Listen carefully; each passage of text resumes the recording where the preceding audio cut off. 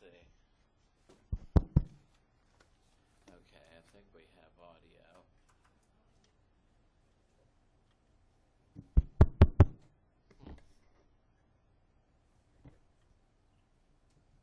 That's not good. It shouldn't be. All right. Okay.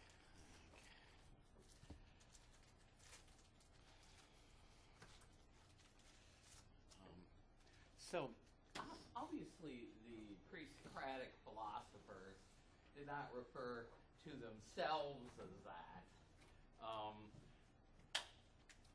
But in retrospect, that seems to be the best way for us to kind of refer to them.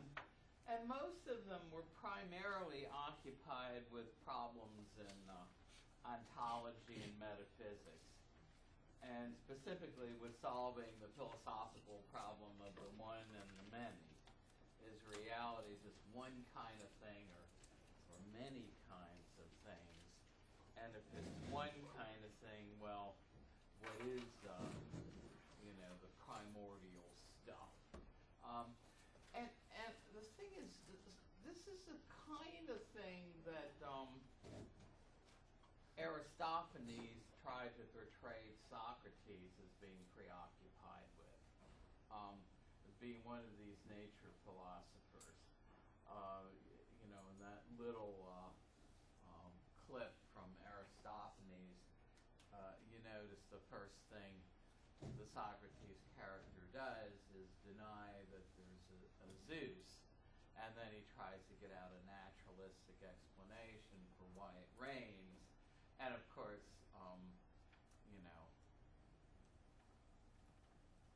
Aristophanes wants some of these explanations to be silly, since he's satirizing Socrates. But the real Socrates was more occupied with questions in ethics and philosophy of life, more concerned with the question of what is it that makes a human being a good human being, and basically concerned with questions, of how we ought to live, and what is the good life for a human being. So Socrates was trained in these early views. He did come from a family with money. I think I said last time he was a heavily armored soldier in the Peloponnesian War, and in order to do that, you had to buy your own armor. So if he didn't come from a wealthy family, Socrates would not have been able to do that. But he himself did not charge a fee as a condition of teaching his followers, something he points out in this trial, like the sophists did. And so Socrates was basically fairly poor. So at any rate, he defends himself against these views. You can pass around the roll. I keep on forgetting to print it out, but actually, soon I'll have everything in a roll book anyway. I'll probably call it from there. So we want to look at some of the earliest ones, and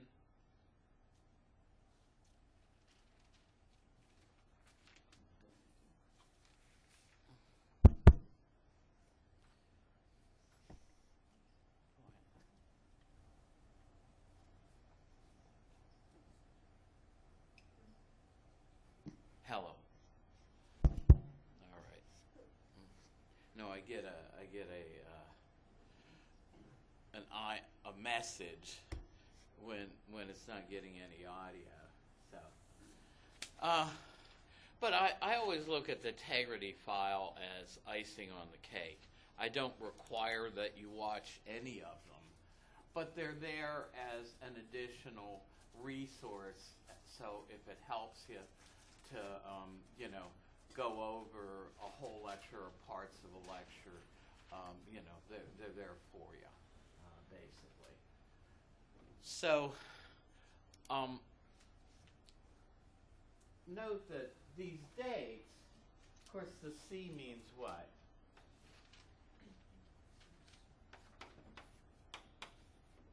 Right, circa, meaning around then, approximately then, in the circle, so these aren't exact dates. I'm never going to ask you dates. Always hated that about history. I was like the guy that you saw. Well, I haven't shown you that video yet of getting out of the cave, but I mean, I like philosophy in that you don't have to remember a lot of totally isolated facts. I always had a problem in history keeping all those kings and queens and whatever, straight. And the dates. But they lived around these times, and if you look, these first three, we call them Milesians, because they're from Miletus, and you see on page 1 of your text, there's a little map which shows you basically where Miletus is.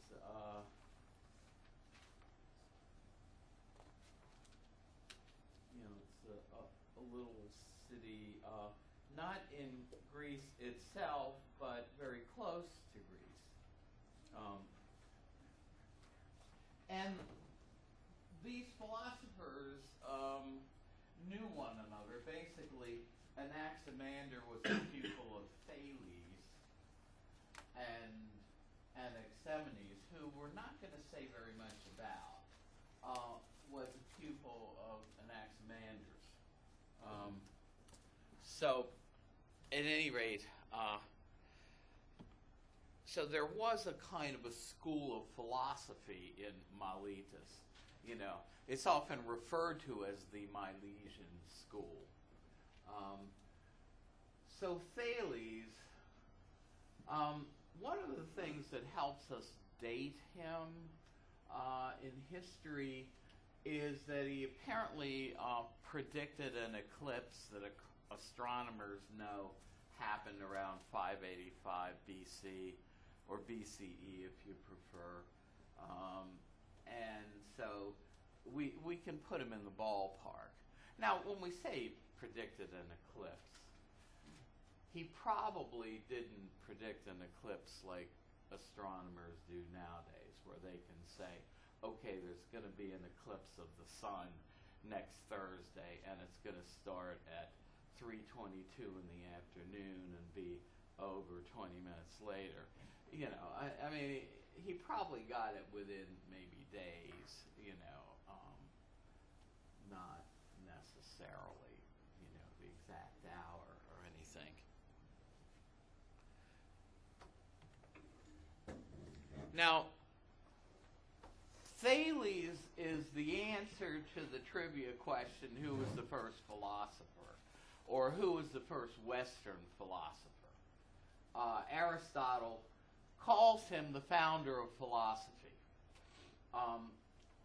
And remember, at this time, there's not a distinction between philosophy and science, as we said last time. So he's also maybe the first scientist in the Western tradition.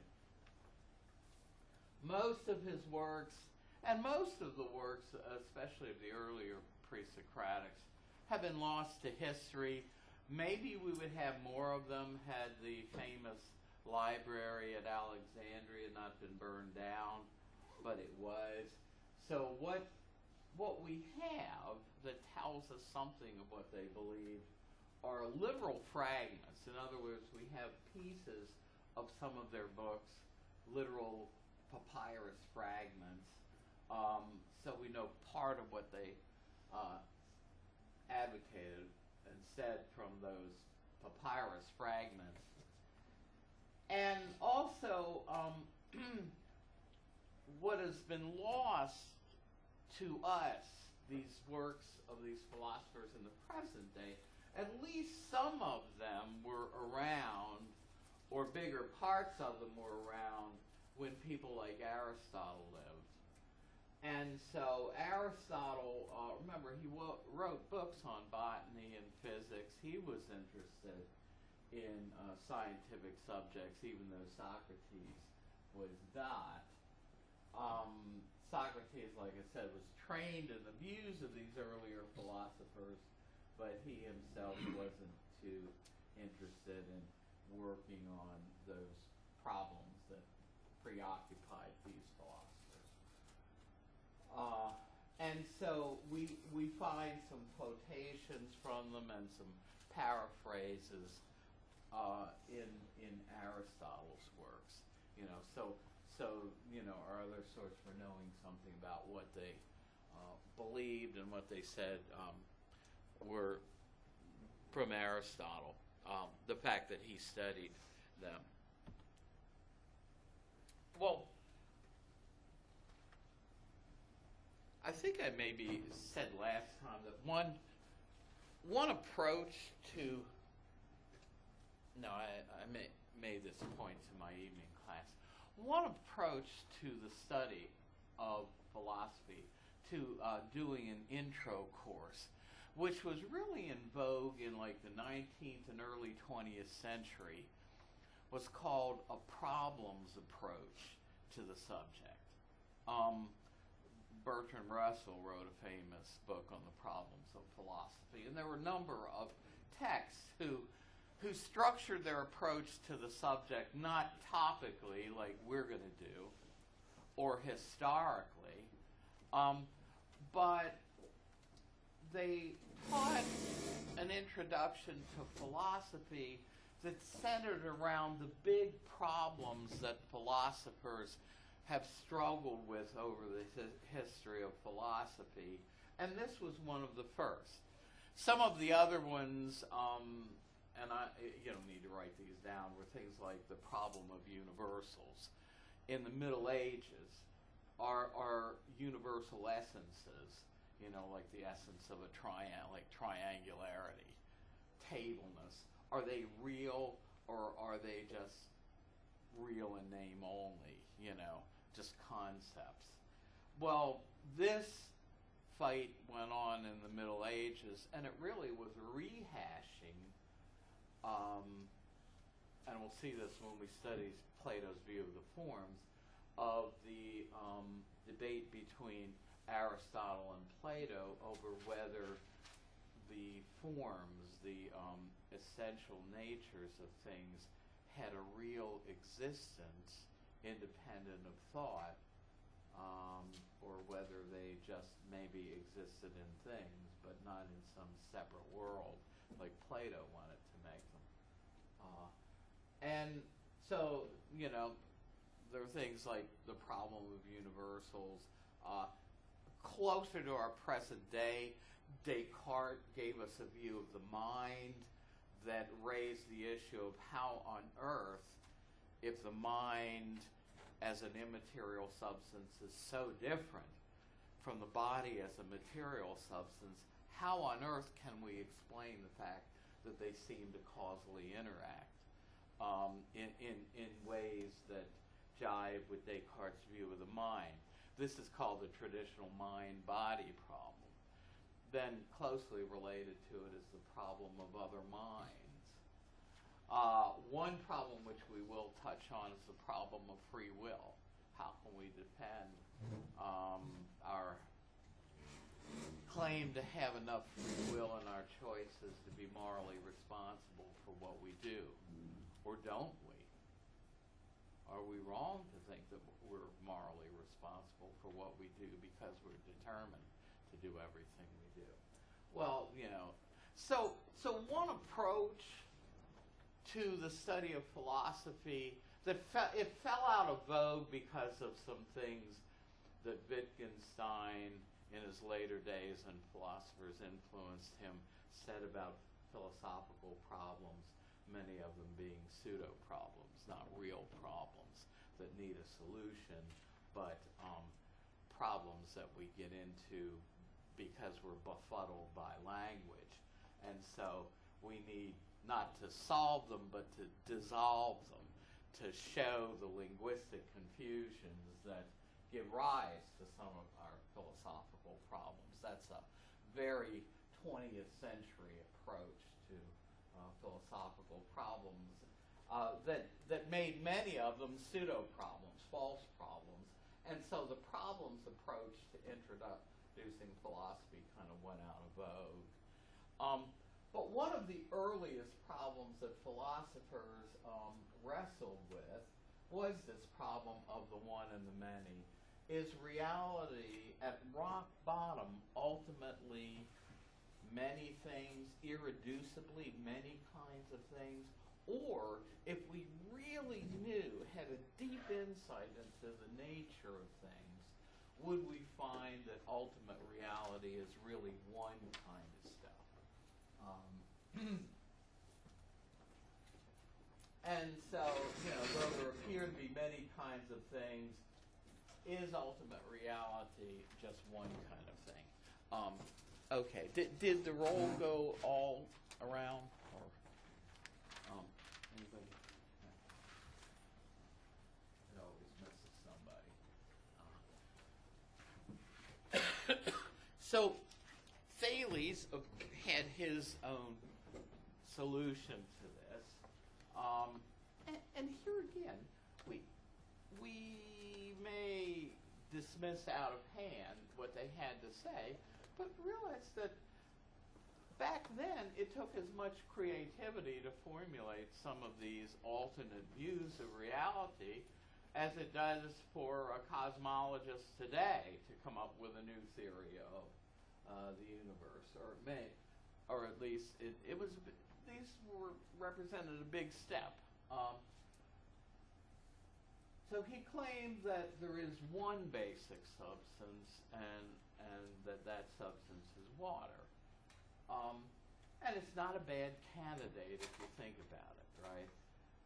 Observationally, it's easy for us to see that water can take many forms.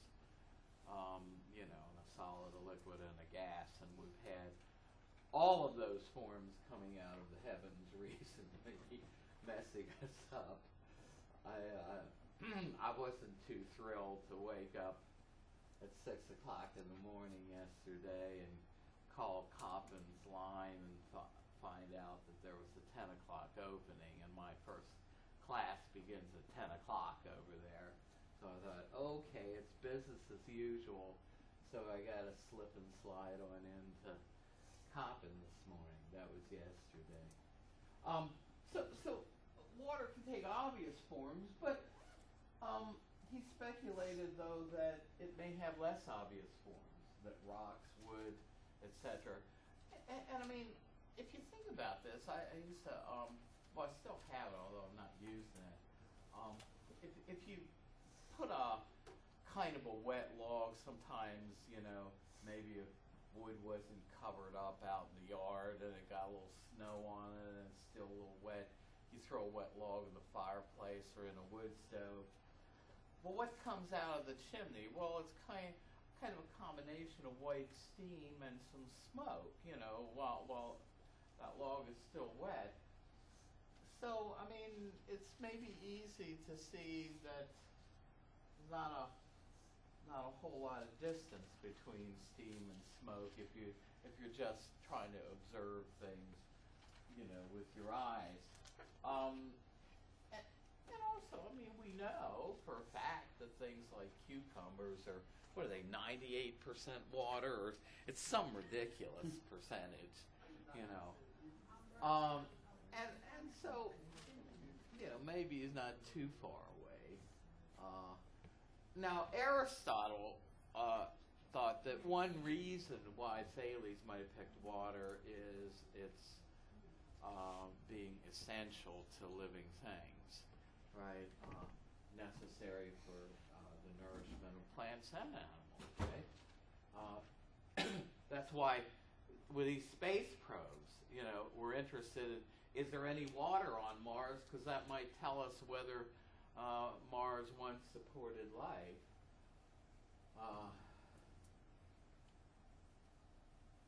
So Aristotle speculates then that Thales might have used this as a reason to choose water as the primordial stuff, the basic stuff out of which everything is made. Now,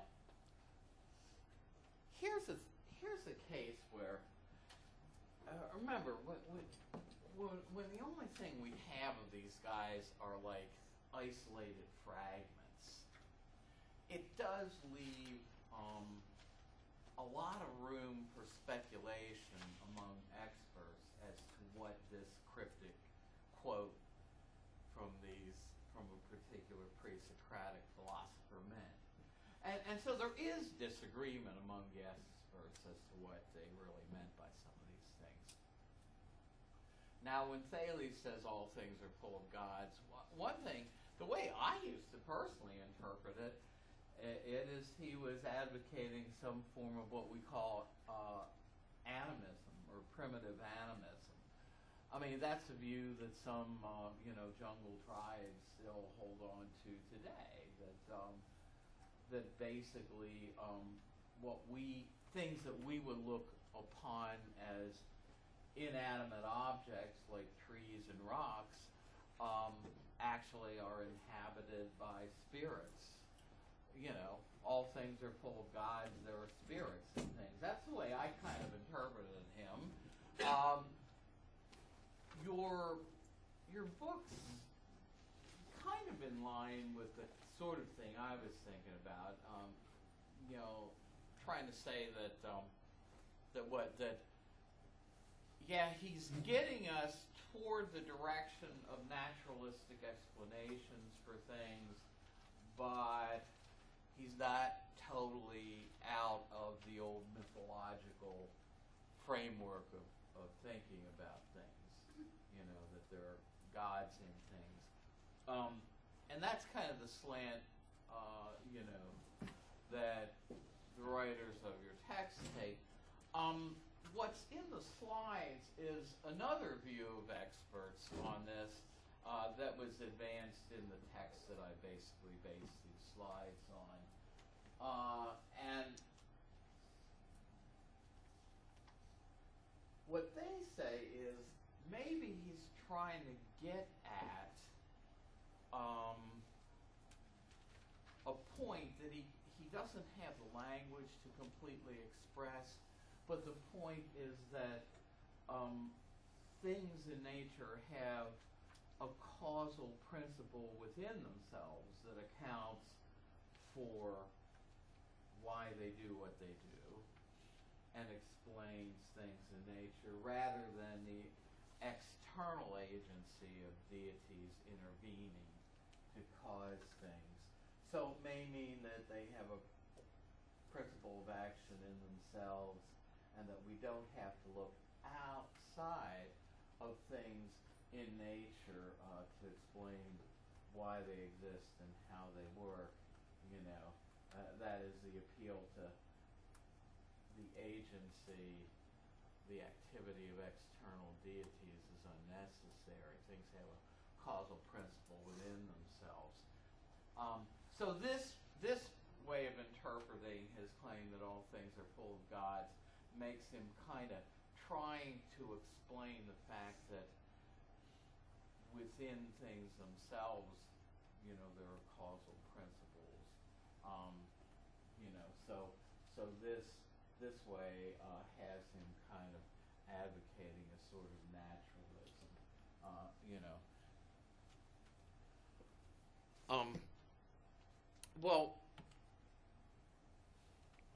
So we're not going to say a lot more about Thales.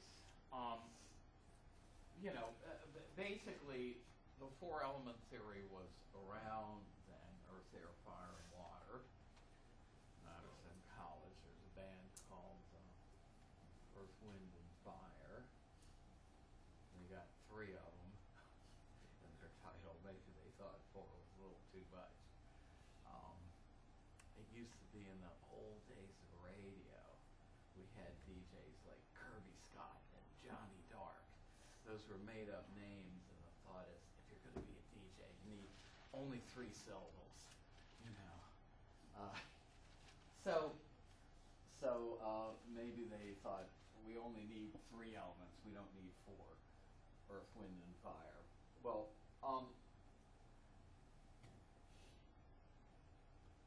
Anaximander, while he's taught by Thales, he doesn't quite agree that water is the ultimate stuff. What he thinks is that if anything in the regular natural world were unlimited, were the basic stuff, then it would just take over. And your point,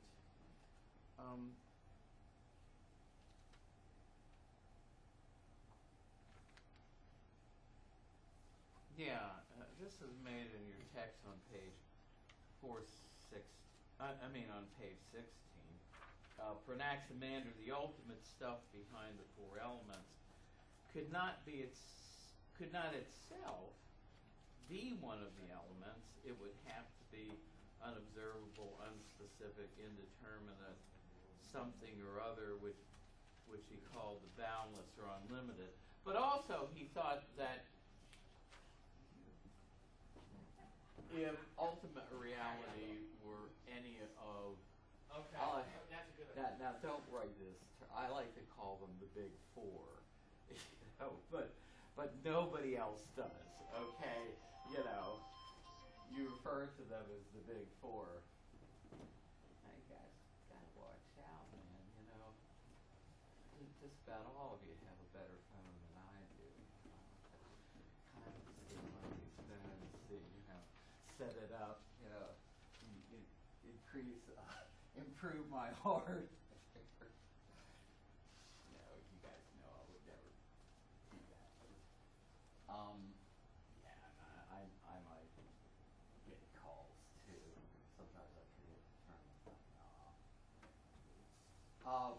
But to get back to there, he thought that if water were your ultimate substance, then it would have taken over to the degree that everything would be obviously only water and nothing else. It would have usurped the place of any of the other elements if water were unlimited and boundless. And there's a thought, and you don't need to write this down, that Anaximander made a trip in his life to Egypt and Mesopotamia. Nobody knows for sure if that happened, but it's kind of credible to me because his view of ultimate reality is very close to the view you get in ancient Egyptian and Mesopotamian creation myths, that there is basically a sea of being with a capital B, a sea of existence out of which everything comes. And this is a principle, by the way, behind sympathetic magic. The thought is that we came ultimately out of this sea of existence, but so did even the gods. So if we can get in touch with the truths, the deep truths about reality, we can use those truths to influence even the gods. Sympathetic magic. There's this idea of a sort of sea of existence or being out of which everything comes in things like early Egyptian and Mesopotamian creation myths. And this is kind of the view that Anaximander comes out with. So he says these are so different that they couldn't change into one another, so it can't be any one of them. And also that if it were one of them, that would have taken over. And we had a whole battle with this in the winter course. Sometimes these will, there we go. It's finicky. It takes just the right touch. So the word he comes up with is the Greek word apeiron, which is translated boundless, indefinite, unperceived. In other words, a sort of limitless sea of existence out of which everything comes. So it's this is also a view then that the visible universe is in some sense infinite. But for him, this sea of existence is not itself perceivable, but it's what all perceivable reality came out of. So Bertrand Russell, in his history of philosophy, when he discusses Anaximander, says that the idea of the apeiron is that it's a sort of sea of being out of which everything comes. Now, one of the reasons why he thought that you're not going to get these changing into one another is that they're actually opposed. The ancient Greeks, and we even find this in Socrates, were really preoccupied with the idea of opposites in a way that we today would find a little strange, maybe. So these original elements were supposed to be paired as opposites. The hot, fire, was opposed to earth. The cold, they didn't know about global warming. Water, the wet, was opposed to the dry. So the idea is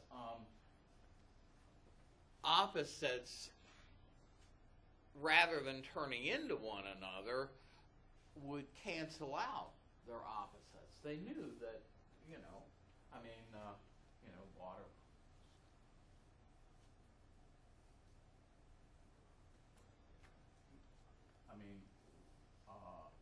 I loaned my car to a friend who,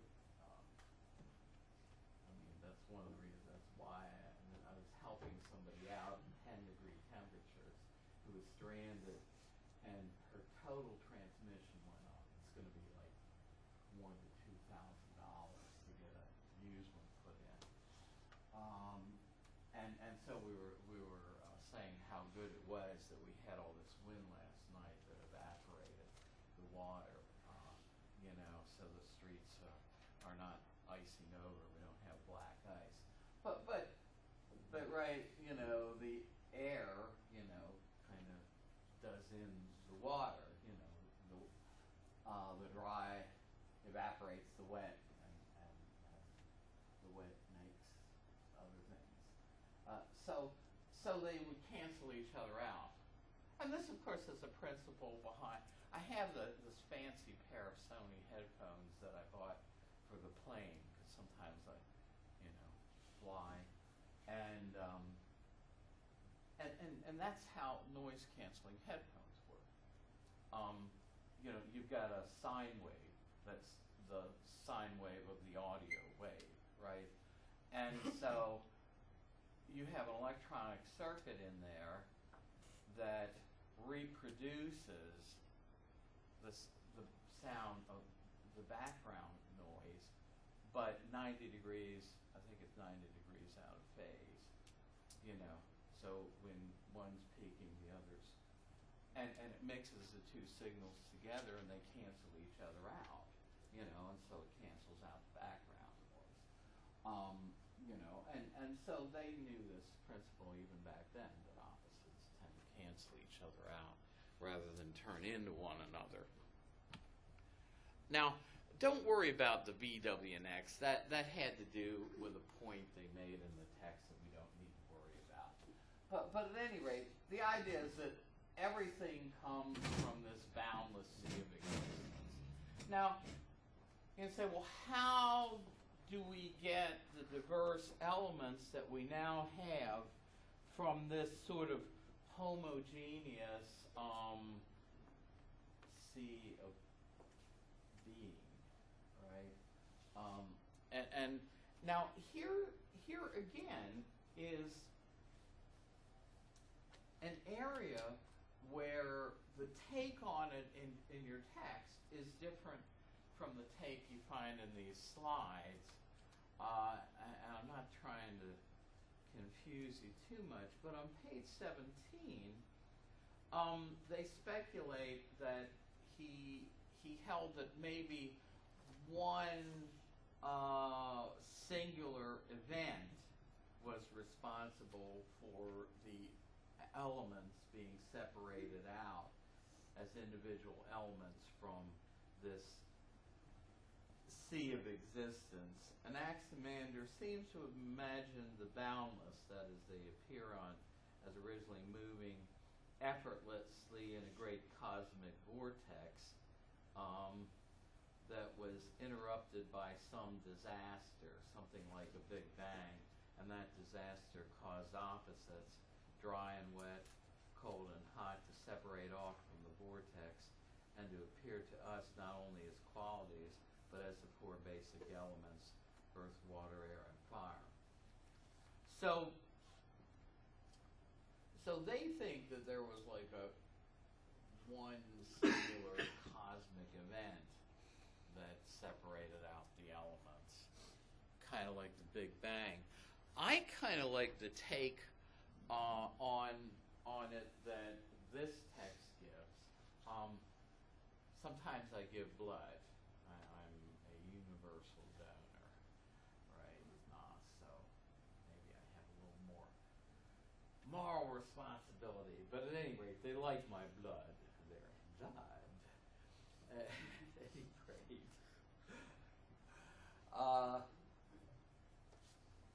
And so one of the things that they do before they let you, go over and get really stuck is they stick you in the finger and they take a little sample and they put it in the centrifuge and it, they spin it and it settles out different parts of it and they find out something or other. I don't know, I think having to do with anemia or whatever. I don't know. But basically the explanation here is that he is saying that the whole motion, the circular motion of the universe, right, and obviously from, to them, the earth was the fixed center of the universe, right, and you look at the night sky and it's going around. So the whole universe is revolving in a kind of vortex. I mean, I just did this, because these diagrams are available just to sort of illustrate the point. So all things are in principle present in the sea of existence, but they're not differentiated. So how are they differentiated? Well, the thought is that the motion of the universe separates out the elements, So it's not a funnel, right? But the whole circular motion of the universe separates them out. So this view would, I guess, have it done more gradually by the vortex circular motion of the universe separating them out rather than one singular cosmic event.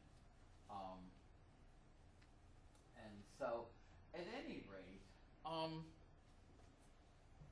an area where experts disagree, what we end up with is a universe where the elements are in their proper location, right, relative to their density. Just like in a centrifuge, things get separated out according to their relative density, And of course, if you're at the end of a semester, right, and you don't really have time to grade essays, this is something that professors know, that essays can be separated out from one another relative to their density. You take all the essays, stand up at the top of the stairs and you throw them down. And then see the A's are heavier and they fly farther, right? And the ones that drop at your feet, you know, are the C's and D's, and the ones in the middle might be the B's. I've never in 20 years of full-time done that. But we always joke about that as a way to do it, right? You know, so a way to, but basically, so the idea is that the Earth as the densest part is in the center, and then water around it, right? And then air, and then there's a fiery outer layer. And this view, I think, influenced Ptolemy as an astronomer, but it also influenced Aristotle. One of the discussions in 20th century philosophy of science was a point raised by Thomas Kuhn in his book on scientific revolutions as to whether one scientific theory is just a revised version of another. And Kuhn's point is that theories are incommensurable, that the terms of one theory don't even have reference in another theory. And you know, if I were to drop this chalk, I'm not, because I'm going to make a mess, because you know it'll break, right? It's going to fall to the ground. And what's our answer? Well, post-Newton, it's gravitational force pulls the chalk down, right? It's gravity. Well, now, chalk is a heavy thing, right? It's made of the same kind of stuff as the Earth. Well, Aristotle's notion of place, if you brought it into play to explain why the chalk goes down when I let it go, is that it's seeking its proper place where the Earth is at the center of the universe, and that's why the chalk falls. Well, is that just a primitive version of the theory of gravity, or is that a totally different explanation that doesn't jive at all with the theory of gravity? Are those two theories incommensurable, as Hume says? You can't mesh them together. One has to replace another. You know, so this view that heavy things, their proper places at the center of the universe, influenced later philosophers like Aristotle to develop like the scientific notion of place as an explanation for why heavy things fall. And of course, you know, fire and stuff, you know, smoke goes up, right, towards the fiery outer layer and where the air is. Now, of course, this raises the question, if there's a fiery outer layer, how come I don't see it at night? Anybody recall what his answer is? Stars in the night sky are tubes in the, I believe, air there. So, and it's like light shining through from the fire there. Yeah. It's it's kind of like what actually happened. Now, I don't know how they design planetariums nowadays. There's probably a much more high-tech way. But when I was growing up, there used to be a planetarium. What's now the Science Center used to be in the top floor of the library, the main branch of the Pratt downtown. They had a little planetarium. And so you'd go and you'd sit in seats, and there was this dome, and the dome had holes in it, right, in the shape of the constellations, and there was a light in back of it, and the light would shine through. And his view was that the whole literal world is kind of like the planetarium, that there's this outer covering that shields us from the fiery outer layer, but that you know, that covering has holes in it, or as you say, some tubes that conduct light through, and that's why we see the stars in the way that we do. So they're visible parts of the fiery outer layer showing through the opaque covering. But again, it's a naturalistic explanation of things. Yeah, okay, it's wrong. But, still an explanation of a scientific type. Well, what I'm going to do is, since you guys are a little behind, let's see, we go to what, 9:25?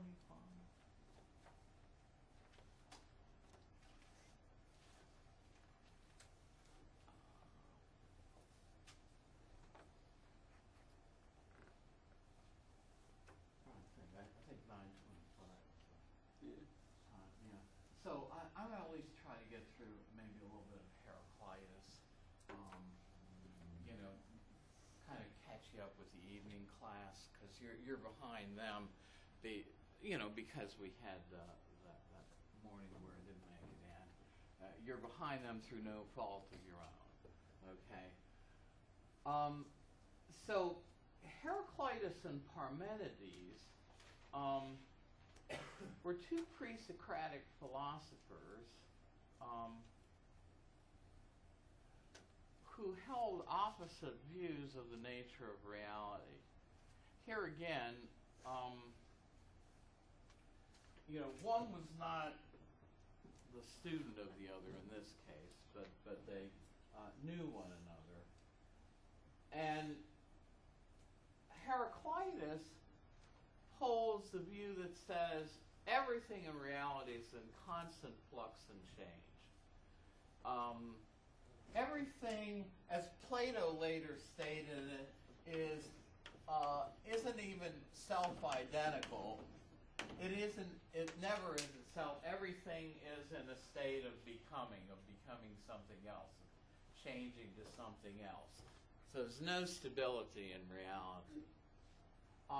And Heraclitus and Parmenides, more so than some of these other earlier philosophers, had real effects on philosophers even almost up to the present day, because Heraclitus' views on change, for instance, they influenced Plato, and we'll see how in his two-tiered theory of reality. But even as late as, say, the 19th and 20th century, this idea of reality being in constant flux and change was the underpinning of Hegelian idealism, and Marx picked up on that, and instead of spirit being developing inexorably in constant change, he said it's the material world that does that. So Heraclitus and Parmenides had real influences on, and you could argue that all through the rationalistic strain, through Descartes, we get the views of Parmenides. Parmenides said nothing really changes.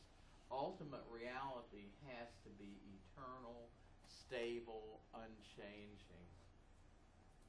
So, and we're going to see how Plato tried to reconcile these two very opposite views. So Heraclitus is known best for saying you can't step twice into the same river.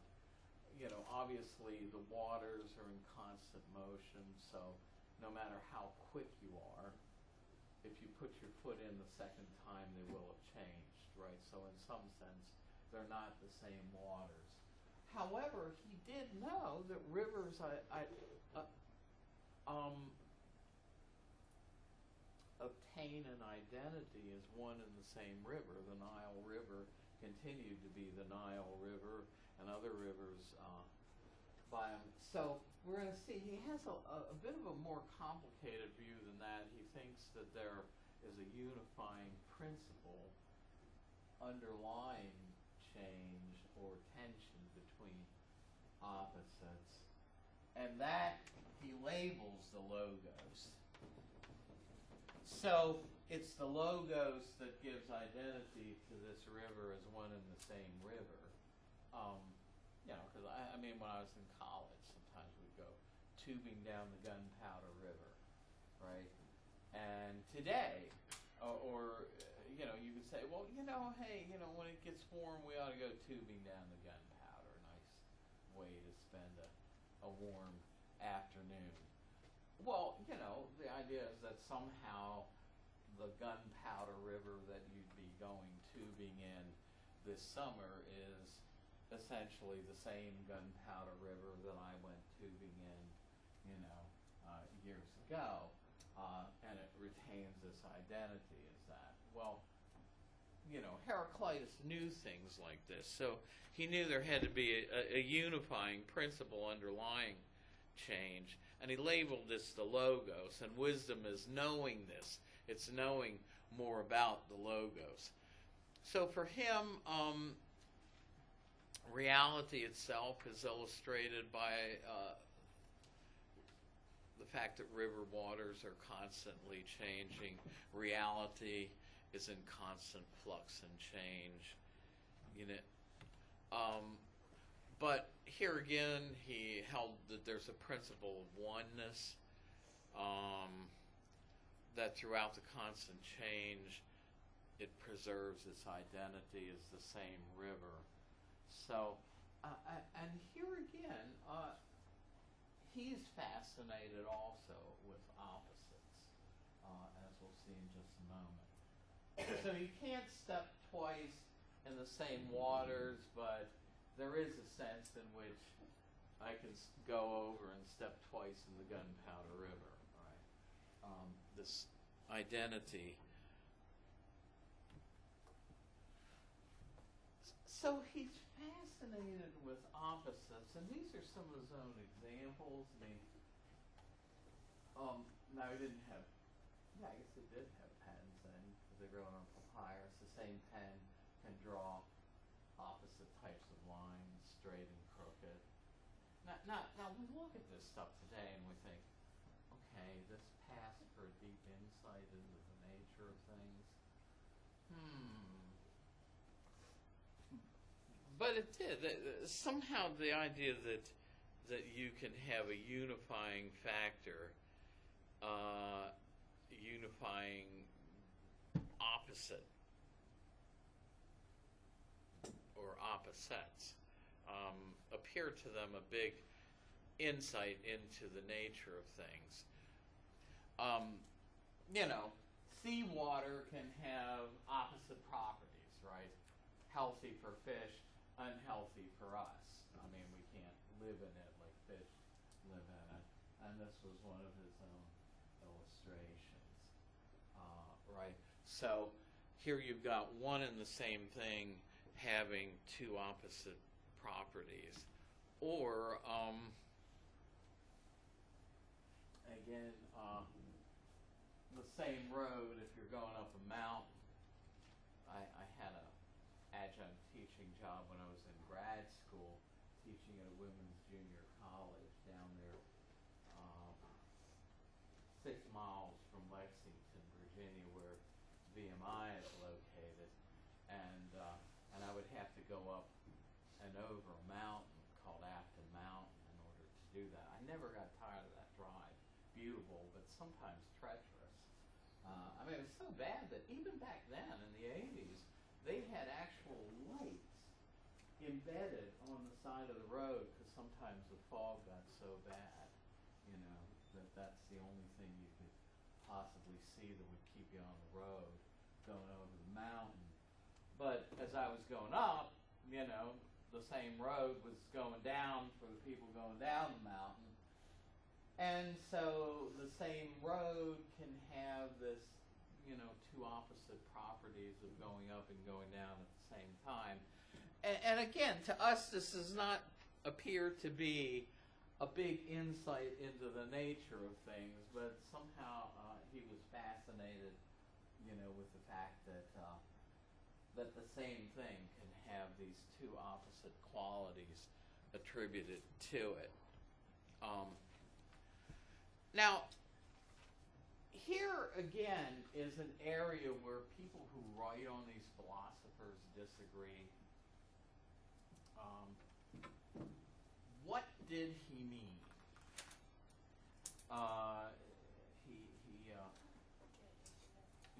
By saying that fire was the basic principle of all things.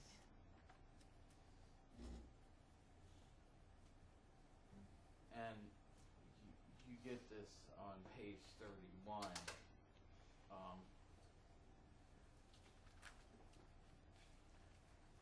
Heraclitus explained this idea by saying, quote, everything flows and nothing abides, right? Everything's in constant flux. Everything gives way and nothing stays fixed. Commentators interpreted Heraclitus to be saying that the only thing that does not change is change itself. On this account, not fire but change would be the ultimate truth about reality. And fire would be change's best example as well as a metaphor standing for change. So, when he talks about fire, on page 29 is his actual quote. One of Heraclitus' most famous aphorisms concerns fire. He wrote, there is an exchange of all things for fire and of fire for all things. So what did he mean? Was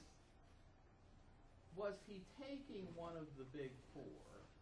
Remember, nobody else calls it the big four. In this case, not water, like Thales did, but fire. And Anaximander, who we didn't study, was back to saying it's one of the big four, and for him it was ultimate reality, it was air. And he gave a story about air being rarefied or condensed into other types of things as to how that could happen, and Anaximander was wrong. But so is Heraclitus just picking a different element and saying fire is the ultimate stuff? Or is he saying that fire is a kind of metaphor for reality? Because obviously if you sit and you watch a fireplace and the flames are dancing around and they're constantly changing, so you say, well, fire is a metaphor for the constant changing nature of reality. So did he mean literally that all things were fire, or that fire is a metaphor? Here again, experts disagree as to what he meant. So the basic element for him, was it not water but fire? Well, maybe and maybe not. That's why I say that in these slides. It could have just been a metaphor for the whole world order, the best word available to him to illustrate the constantly changing nature of reality. In other words, these early philosophers, and really philosophers today, and scientists, very often they're pushing the envelope at the edges, and sometimes to express the ideas they're trying to formulate, there isn't a ready vocabulary available, so they have to try to work to express themselves with the best words they can find to do it with. And that's one of the ways you can look at something like this, that he's trying to work with the best that he has. Well, he also thinks that ultimate reality needs to be everlasting and divine. The gods supposedly live in this fiery outer layer. Think about it in terms of a volcano, right? And the gods being... Now, I don't know enough to know whether Mount Olympus is a volcano or not, but I think it was. So, here's fire coming out of the mountain. Well, hey, close to the fiery outer layer. That's where the gods live, right? So, as a substance, fire is not predominant, but it might, again, say that it's a metaphor for the world order's pattern, eternal and divine, but ever-changing. And so, this is another way of interpreting it. Now, here, your book doesn't discuss this a lot, but this gets back to the idea of there being opposite qualities in things. And with opposites, there's a tension there, a natural tension between opposite qualities. And Heraclitus thinks that this is kind of descriptive of the nature of things, that things need this tension. I mean, I'm a bit of a guitarist, although I don't pick it up much anymore. But if you're putting new strings on a guitar, or on some other stringed instrument, you know, if you take the old ones off, once you let go of that tension, the string is no longer making any sound, you know, and to put the new one on, you've got to have the tension of both sides at the bridge and at the pin pulling it in opposite directions, put tension on that string to produce a musical sound. And his idea is to produce the world that we have today, the world order. We need constant tension and strife between opposites. So, you know, strife then is necessary to the existence of things for him. And again, it's the logos that's the unity between these opposites. So things are a unity of diverse things, and this solves the problem of the one and the many, right? That there's a oneness, the logos, underlying the many, and especially the opposites in things. And here are some examples. Some of these, again, his own examples. A lyre, which was a musical instrument then, needs tension on its strings for music. I illustrated the point with the guitar. Not too many of us play a lyre anymore. It's kind of interesting. The philosopher Berkeley, who we'll study later, did a lot of his teaching at Trinity College in Dublin, Ireland. And they have a museum there. And if you ever look at an Irish coin, or you heard of an Irish harp, well, they have in that museum the harp that the one on the coin that is sort of patterned after. It's like the harp that all Irish harps are patterned after, which I thought was kind of an interesting thing to see. But there again, no tension, no music. You know, you need the tension to produce the quality. And if you think about it, and this happens in terms of floods, right? A river wants to flood its banks, and if you get too much water, that's exactly what would happen. I can remember Hurricane Agnes when I was actually in a life-threatening situation because I had a summer job working in a factory. One night, I was supposed to work all night. It happened to be the night that Hurricane Agnes hit. I came in, and the factory was right next to Jones's Falls, and Jones's Falls was down in this cement, you know, area they had it flowing in, and it was about that deep. And then at 3 in the morning, there was a footbridge about 15 to 20 feet above Jones's Falls. At 3 in the morning, that footbridge was like 4 feet above Jones's Falls. The water had gone up that much. And later it flooded the factory to a depth of 7 feet. Nobody was hurt because the factory was this big old cement building with columns 4 feet wide, and people just went up to the dry second floor. I left at 3 in the morning with another worker, and we did make it home, but about an hour or 2 after we left, at the place I got on the expressway, a woman and her child were washed off and killed. Makes you think. But at any rate, Jones's Falls overflowed its banks then, and this is what happens with sometimes the Mississippi will do that, even the Nile. So the waters want to overflow the banks, and the banks keep the waters flowing in this identifiable pattern, right? And so to produce a river, then you get this tension between the water and the banks keeping it in, right?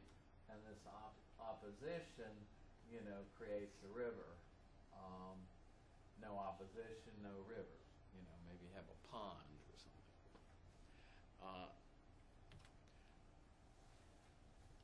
To produce something like a statue, you need the tension of the sculptor's chisel chiseling away the stone to produce a statue, and so there's this tension, So again, he's trying to say that in order to produce things in reality, you need this constant strife and tension. And he cites a saying of Achilles. There's a movie about Achilles now about 2 years ago. Was it Brad Pitt? I forget. But at any rate, here's Achilles, the war-weary soldier, saying, "Oh, the tension and strife would cease from the earth, that I could get a rest." And Heraclitus calls him to the out on this and says, "Look, Achilles didn't understand what he was wishing for. In wanting all of the tension to go away, he was essentially wishing for the world itself to stop existing, because reality needs this constant tension to remain in existence." So in wishing for strife to cease, Achilles failed to see that he was really wishing for the destruction of the whole world order. So he was wrong in doing this, says Heraclitus. Now, so again, he refers to this unifying principle that gives a oneness to things in tension as the logos, the principle by which all things come into existence through strife and opposition in an ever-changing world order. The literal meaning of the word logos is word or thought expressed in words. That's why your book, in its first few pages, refers to logos in contrast to mythos as a worldview where reasoning in words, both scientific and philosophical, is the main thing versus revealed mythology. So it's the truth which sears all things, the rationale behind their existence. So wisdom is understanding that this is how reality works. It's having a deep insight into the fact that reality needs this constant tension, and that there's a unifying factor underneath it called the logos. And that's what produces rivers and music and things like that. Now, mostly these people were concerned with ontology and metaphysics, with getting out theories of reality. That's that's why they're the first science. But some of them did have views in other areas of philosophy like ethics. And Heraclitus' ethics harken back to his views of the nature of things. What he's saying is, if you understand how reality works, then you're going to go for the unifying center of between opposite extremes in the way that you live your life and making your ethical choices in life. In other words, if we just give in to our desires, right, and fulfill them, don't resist, then that erases the tension, right? If we bought a cake and we say, "Oh man, can't resist, gotta have another piece of that," or that old potato chip commercial that said you can't eat just one Lay's potato chip. Well, if you're saying no, I just want to eat a few, or have only one piece of cake, there's a tension between what you want to do and what you're letting yourself do, right? And you want to be moderate in your consumption, but you erase the tension if you just decide to just give into it, So immoderate fulfillment of our desires erases the tension of the logos, but moderate behavior opposes unbridled fulfillment of our desires and preserves the tension of the logos, right? I know I want to go to the refrigerator and have another piece of that chocolate cake, but no, I'm gonna resist that, tendency, all right? And I kind of illustrate that sort of thing in this example. So, unlimited fulfillment, say, of a desire for chocolate or something like that, can lead to bad results, whereas moderate behavior, opposes overindulgence. But also it says that we need to eat, And we're going to see that in both, especially in Aristotle's ethics, but also in Plato, in their view of virtuous character traits, they really recommend that we should follow what's called the golden mean.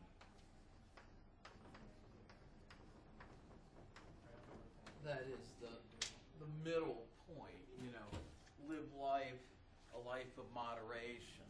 They argue that a moderate life is the best life for a human being. And you sort of see the seeds of that kind of view here in Heraclitus, in his ethics. So next time we'll look at Parmenides. Now if you looked around you, either outside or whatever, and you wanted to say, well, okay, observationally, who seems to be right here? Somebody who thinks that there's constant change in nature, or somebody who thinks that change is an illusion and nothing changes? Well, what do your senses tell you? Right. Change happens. Yeah, I mean, there's a problem. Some people, like in the 19th century, would take these Egyptian, obelisks and stuff. Apparently, there's one that they replanted in downtown Paris, but now it's being eroded away by acid rain and the elements and stuff. So even stone undergoes change eventually. Nothing is constant, right? So if somebody's going to argue that nothing changes, maybe they're going to do it from a standpoint that doesn't necessarily depend on observations. And this is what happens. You find a very abstract argument, what we call an a priori argument. an argument from mere concepts, from language alone, from Parmenides, to the effect that nothing really changes. And Bertrand Russell, in his history, thought that he might be the first person in the Western tradition to have used that type of an argument, trying to come to a conclusion about the nature of things solely from concepts, saying, forget what your senses tell you. As Groucho Marx used to say, are you going to believe me, or are you going to believe your own lying eyes? You know? So Parmenides basically is going to tell us, are you going to believe me, or are you going to believe your own lying eyes? Your eyes tell you everything's constantly changing, but I'm telling you nothing changes. So we're going to see next time how he holds that view. Okay, look, if you came in and didn't sign the roll, if it got past you, sign it. Somebody bring it up. I'm sure it's out there somewhere. The truth is out there somewhere. So we'll see you all next time, and I may talk a little bit more about the LOA assignment. I'll have it up on